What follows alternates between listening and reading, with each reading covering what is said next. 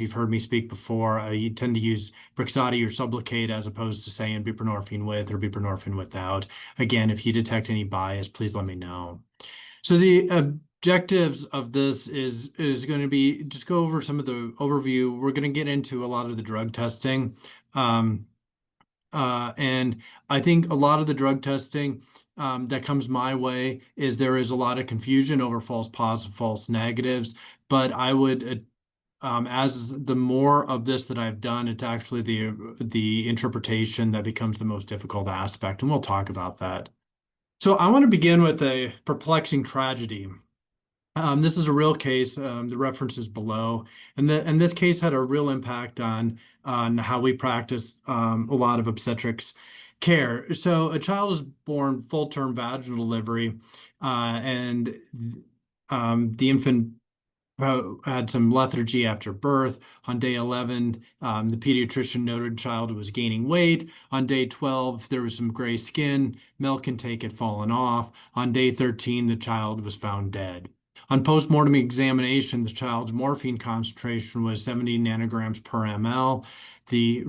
This is well over what is in reference range. This is 20, 30 plus times confirmed by GCMS.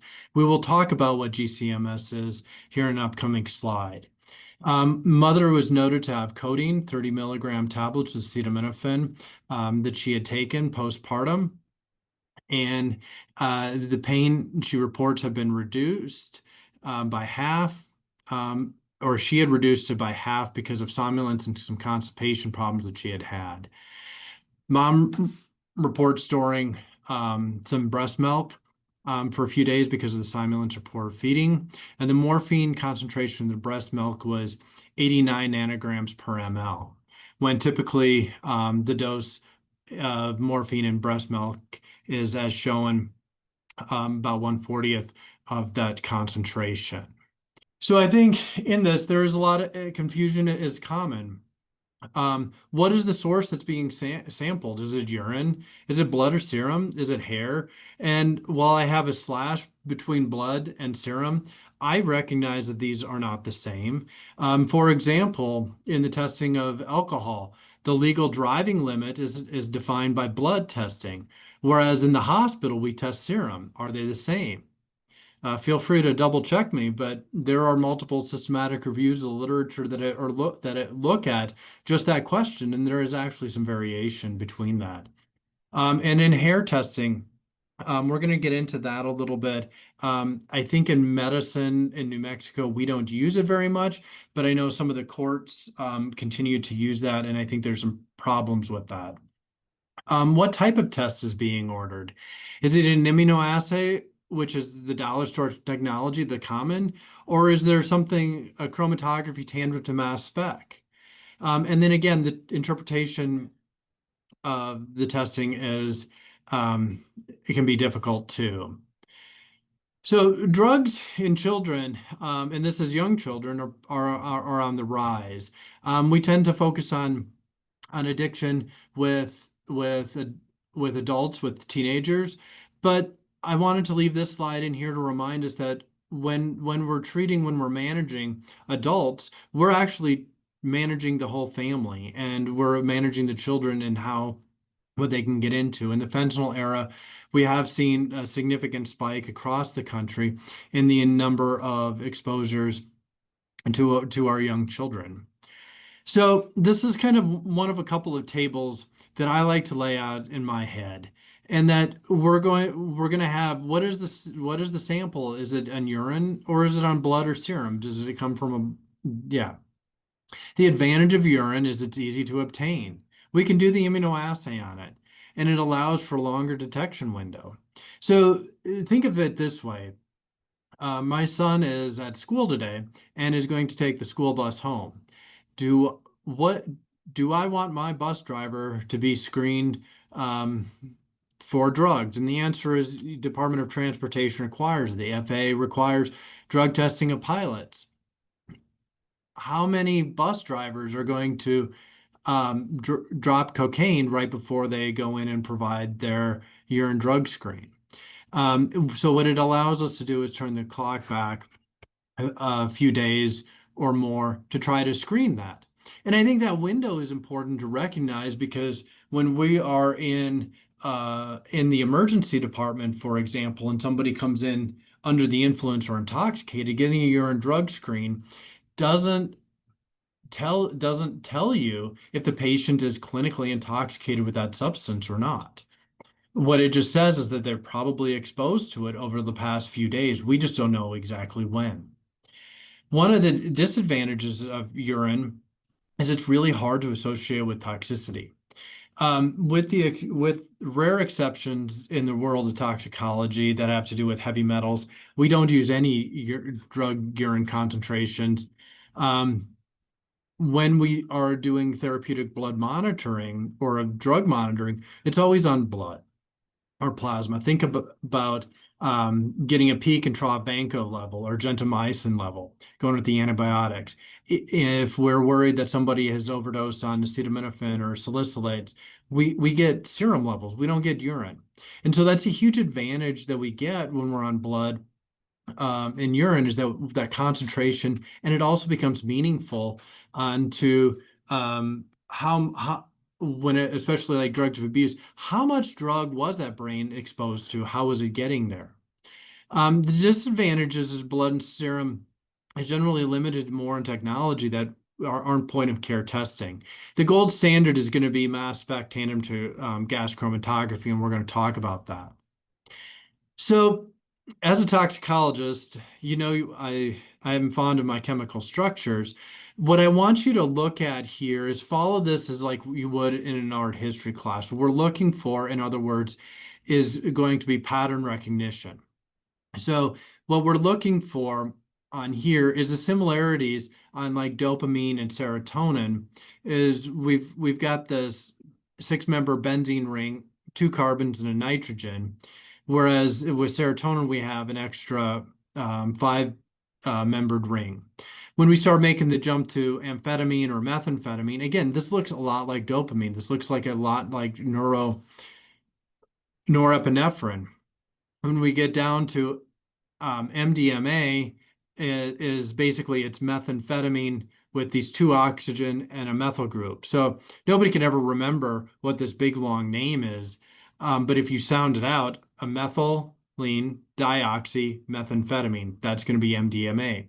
What I'm going with all of these is when we're looking at that immunoassay, those assays are designed to look for an epitope, as we know. And having the same structure for a lot of these different compounds gives us the similar epitope. Same thing when we look at the opioids with morphine, oxycodone, hydrocodone. To some extent, we start getting into buprenorphine looking different, and then we get down to methadone and tramadol. These look way different. And so this is why on the urine drug screen for an opiate, which is actually testing for a metabolite of morphine, that we're never going to see methadone that shows up, and we generally don't see buprenorphine because structurally the molecules are different. So with the immunoassay, this is dollar store technology. I know because I go to the dollar store periodically, and it's always something to go look at. They're widely available. These are CLIA waivered, so that means that I can have them in my clinic. I don't, just like a pregnancy test, I don't need to have the lab sign off on these. We can do this literally as a point of care testing. As we said, as I described with these structures, this is why we get false positives and false negatives associated with this. There are a variety of papers that go out there and describe what the different false positives and false negatives are. My recommendation at this point in my career is to reach out to your lab that you use and ask for the package inserts of the products that they're of the drug testing and use the product labels for your false positive and false negative. I've learned that there's variation between the manufacturers over the years. So the type of test, the advantage of the immunoassay, it's cheap, it's quick, it's easy to perform. I get the results today. I get it right now. I can make that clinical decision when the patient's still in my presence. The disadvantage, obviously, is error prone, and we can't trust it. So in my practice, I don't trust an immunoassay by itself. I wanted collaborated with something else. I wanted collaborated preferably with the patient's history. Um, and and if the patient's history doesn't match, then I start looking at like a gas chromatography or liquid chromatography tangent mass spec. This is going to be gold standard for accuracy. It's much more sensitive, much more specific. The disadvantages is its limited availability. Tricor is the only lab that's CLIA certified in the state that has LCMS technology. Otherwise, it's send out. And in my world, of designer drugs and things, I send a few samples out every month to reference labs. Um, and so consequently, the disadvantages is it can take days or weeks to get the results. So how does this work? So I like to bring this back to alcohol. If you've ever seen the Discovery Channel show Moonshiners, or you have some knowledge of how to distill alcohol, is think of this as going to be the chromatography stage where there's a column. So when you're distilling moonshine, is you've got that mash that's a mixture of corn, maybe some fruit, some sugar, who knows, whatever they put in there, plus some water, some yeast, and some alcohol. And so you heat up that pot or still, and as the pot heats up, different chemicals come off at different boiling points. And then as they go through that long twisty column and then condenses back down, um, the speed at which it goes through that column is different for different compounds and different molecules. So you're able to separate out the different compounds based on time and based on your experience. That's how we do our controls. And so that's where we measure the quantitation. So that's a highly specific test, but we're not done yet. The next step is we bombard those molecules with electrons. I know we're getting into some analytical chemistry. You really hoped it was over with chemical structures, I know, but just bear with me. But say these electrons, they can break up these molecules. So when we go back and think of that structure, now what we're looking at is this molecule is broken apart, and then we're able to detect its atomic mass. And based on how it fragments or fractures apart, gives like a unique thumbprint to that molecule. So we know the time that it comes off the column, and we got that thumbprint. There's really very few false positives and false negatives. And I say very few because we start getting into stereochemistry or metabolites of drugs. Give me a call and I can help you with some of that. So that's how the technology works. The one of the To give you an idea how sensitive this is in the area of designer drugs, if you basically in the days where somebody's smoking something or using something, if you take a cotton swab and you wipe the cotton swab over their hands or even in their pockets where they had the drug in the past tense had, that's usually enough to get on that single cotton swab to be able to have meaningful detection with the technology that we have nowadays. This is just going to be in some of the designer benzodiazepines that have emerged. I They're out there, and I think it also speaks to so clonazepam is generally does not show up. Alprazolam, I don't know where alprazolam is on here. I guess there's a lot of them. Um, may or may not show up, but we look for metabolites of diazepam or chlorodiazepoxide are the big ones. So back to our case and see any comments on it. But just as a reminder, this is a mother who is prescribed Tylenol with codeine in it, and her infant had died about 2 weeks into it, and they found high concentration of morphine consistent with fatality fatality, and they found it in high amounts in the breast milk. And so the question is, how did it get there? So step one is we need to understand some of the metabolism of codeine. So codeine is metabolized into morphine by the CYP enzyme 2D6. So 2D6 is subject to a lot of genetic polymorphisms, and the widest one of the CYP enzymes, or the P450 enzymes, meaning that some people can be ultra rapid metabolizers of codeine and form morphine very quickly. And then this was genetically demonstrated in the case of the mother. Other people have very little 2D6 activity and really don't provide any little to no morphine, and um, and and as a consequence, the activity level of codeine 6 glucuronide is much less than morphine and some morphine's metabolites. So codeine just really doesn't work in those people. We can also flip this if you're doing the fellowship. I want you to know about heroin gets metabolized in 6-monoacetylmorphine and then morphine. So just these metabolic pathways matter. So the neonate concentration was 50 times higher. Acetaminophen in the breast milk was also later reported as well, but not nearly to the degree that morphine was. And you'll notice the references changed, and that even within the medical literature, different experts have debated this particular case. So the argument is that the breast milk concentration of 87 nanograms per ml in 1 liter of milk is a dose of 87 micrograms, and that a morphine dose for a 4 kilogram neonate would be 3,200 micrograms a day. And making the argument is that there wasn't enough morphine in that breast milk to cause that high of a level in the child.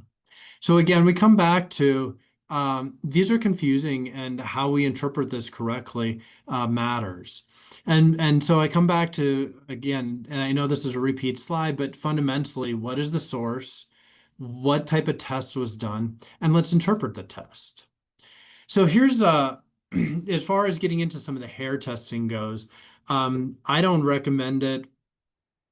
Sometimes I'm called to interpret this, but I just want, in case you guys are, I just want some appreciation for some of the challenges. So the idea, or the proposed advantage of hair testing, is that it allows us to turn the clock back. As I'm going to pick on Dr. Plum because she has long hair versus my short hair. So we've got over a year worth of her life where some of the drug or things gets deposited or grows into her hair. Same thing can happen in your fingernails as well. Now, that rate that the drug gets attached to the hair is subject to environmental things. Also, we know that people with dark hair hold on to drug better. While there are protocols for how to collect this and store this, there just isn't the wide application of standardized references for it. We can have within the same individual testing at the same time different concentrations among the hair strands. So the with that lovely hair that Dr. Plum has, the distal ends of the hair generally will have less drug than closer to the root as it goes out. So it makes another level of challenge when we're trying to interpret it. The drugs like fentanyl really have not been studied well in the hair to begin with. Some drugs uptake easier in hair than others. And also we have different rates of hair growth. So somebody who's bald and has slower hair growth, they're not usually bald. That's why they still shave their head. They just have a really slow rate of growth of their hair, makes sometimes turning that clock back difficult as well.